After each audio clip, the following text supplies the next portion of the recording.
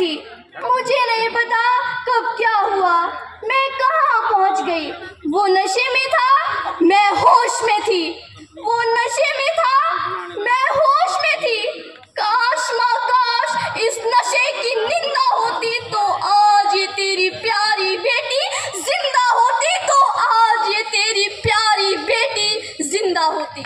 हाँ, वो माँ थी किसी की, हाँ वो पत्नी थी किसी की, हाँ वो मैं हो सकती थी, वो तुम हो सकती थी, वो कोई भी हो सकती थी, क्योंकि जिसका बलात्कार हुआ वो बहन थी नशे में धुत बलात्कारी की, नशे में धुत बलात्कारी की। नमस्कार, परम सम्माननीय मुख्य अतिथि महोदय, विवेकशील निष्पक्ष निर्णायक मंडल, सम्मानित मंच, मेरे देश के भविष्य, मेरे युवा भाइयों और बहनों, मैं रीजा शेख 10वीं कक्षा की छात्रा, राजकीय कन्या वरिष्ठ माध्यमिक पाठशाला घुमारवी, जिला बिलासपुर से आज आप सभी के सामने जिस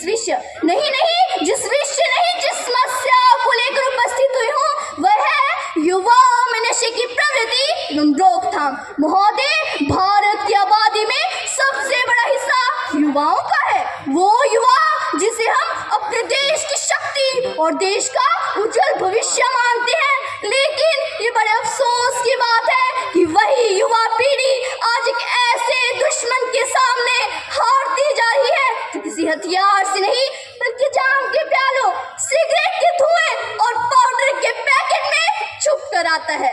आज का युवा तो अपना स्ट्रेस, डिप्रेशन दूर करने की दवा ड्रग्स समझता है। उसे लगता है वो ड्रग्स खाकर अपने सारे दुखों का निवारण कर सकता है। अरे क्या ये है वो युवा हमारे देश को तरक्की की राह पर लेकर जाएगा? क्या ये है वो युवा हमारे देश के विकास में भागीदारी देगा? तो जवाब है नहीं। अरे ये तो वो युवा हो ही नहीं सकता। अरे जिस देश के युवा ही बीमार, लाचार और खोखले हो जाए, वो देश कैसे आगे बढ़ेगा?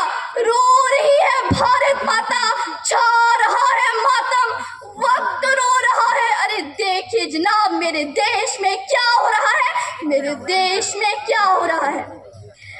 महोदय, राष्ट्रीय अपराध रिकॉर्ड ब्यूरो के अनुसार भारत में हर साल करीब 70,000 से ज्यादा युवा नशे की वजह से अपनी जान गंवा देते हैं। 60% से ज्यादा अपराध नशे की हालत में किए जाते हैं। ये आंकड़े सिर्फ नंबर नहीं, ये किसी के भविष्य का अंत है, किसी माँ बाप के माथे का पसीना है जो बेकार चला गया। ये टूटते घर, बिखरते सपने और खत्म होती जिंदगियां है। ये उन उम्मीदों का कत्ल है जो आपके माता पिता ने आपसे की थी।